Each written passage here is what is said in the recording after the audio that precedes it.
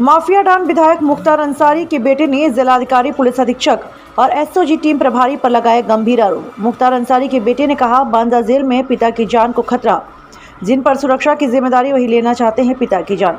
न्यायालय के समक्ष रखेंगे पूरा मामला। मंडल कारागार में निरुद्ध माफिया विधायक मुख्तार अंसारी से मिलने आया था बेटा उमर अंसारी।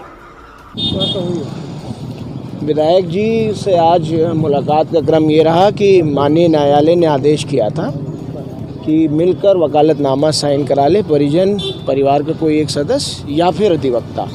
तो उसके क्रम में मैं आया था। विधायक जी से माननीय न्यायालय के लिए जो वकालतनामा लगना है वो साइन कराया और मुहर वगैरह लग गई। विधायक जी का स्वास्थ्य खराब है, काफ़ी बिगड़ा हुआ है, ठंड लग गई है बुरी तरह, और पोस्ट कोविड जितने ट्रीटमेंट्स उनको मिलने चाहिए थे वो सब मिले नहीं हैं। तो उसके कारणवश चेस्ट में काफ़ी इन्फेक्शन है, जिसकी वजह से खांसी है, और ठंड की वजह से ठंडे पानी से नहाना और सब तरह की चीज़ें। फिर भी विल पावर है, स्ट्रॉन्ग है, सारी चीज़ों को फेस कर रहे हैं। जिस तरीके का इलाज दिया जाना था, क्या वो इलाज नहीं मिल पा रहा? नहीं, इलाज के नाम पर तो सिर्फ ढोंग होता है। आप 10 बार 20 बार कहेंगे तब जाकर एक डॉक्टर आएंगे और वो देखेंगे, और वो भी थर्मोमीटर लगाएंगे, बीपी नापेंगे और चले जाएंगे। 2022 का चुनाव बहुत नज़दीक है, किस दल से चुनाव लड़ेंगे कि निर्दलीय चुनाव लड़ेंगे? चलिए ये सब वक्त आने पर बताया जाएगा। वो 4 बार ऑलरेडी जेल में से रहकर चुनाव लड़ चुके हैं। वक्त आने पर सारी चीज़ों का खुलासा किया क्या माना जा रहा है कि इस समय जो चुनाव चल रहे हैं, आगामी विधानसभा आ रहे हैं और ये अंदर हैं, क्या बाहर आने की उम्मीद है?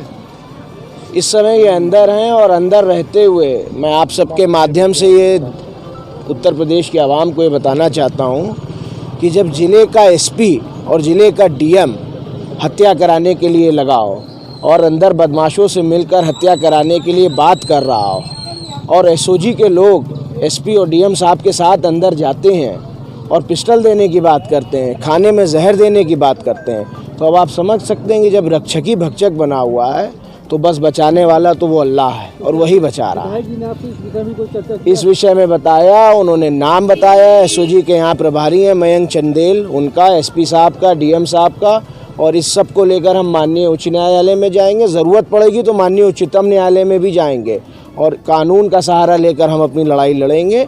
और इस तरह से एक निर्वाचित विधायक, मैं तो कहता हूँ विधायक छोड़ दीजिए, वो एक सीनियर सिटीज़न है, इस देश के नागरिक हैं, और ये उनके लिए गौरव की बात है हम लोगों के लिए। लेकिन उसके बावजूद जो मौलिक अधिकारों का हनन हो रहा है वो सबसे दुर्भाग्यपूर्ण बात है, और ये सरकार बहुत जुल्म कर चुकी। अब इस सरकार को उखाड़ फेंकने का वक्त आ गया है।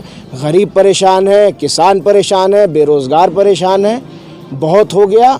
अब 22 का वक्त नज़दीक है और सरकार को उखाड़ फेंकेंगे। ये बताइए, जैसे अंदर आपकी बात हुई, यहाँ पर सुरक्षा की तमाम बात की, कई बटालियन यहाँ पे पीएसी लगाई गई, फोर्स है, तब भी आप कह रहे हैं उनको सुरक्षा है? एसपी साहब और डीएम साहब जब जैसे अंदर आपकी बात हुई, यहाँ पर सुरक्षा की तमाम बात की, कई बटालियन यहाँ पे पीएसी लगाई गई, फोर्स है, तब भी आप कह रहे हैं उनको सुरक्षा है? एसपी साहब और डीएम साहब जब यहाँ आते हैं तो उनके साथ, फोर्स के साथ एसओजी के प्रभारी जाते हैं पिस्टल लगा के।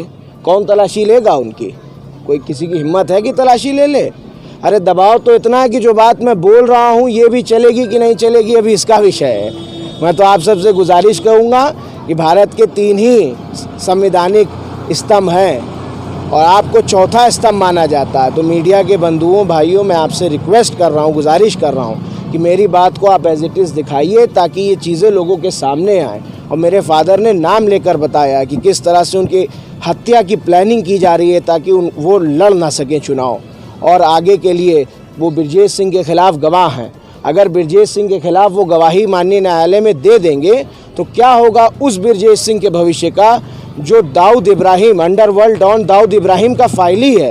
एक ही केस है जिसमें 3 लोग फाइली हैं, सुभाष ठाकुर, ब्रजेश सिंह और दाऊद इब्राहिम, और उसके विरुद्ध मेरे पापा पे उन्होंने अटैक किया था। उसके विरुद्ध पापा चश्मदीद गवाह, घायल गवाह और वादी मुकदमा है, और वो गवाही दे देंगे तो क्या होगा। इसलिए ये सारा कुक्रम रचा जा रहा है।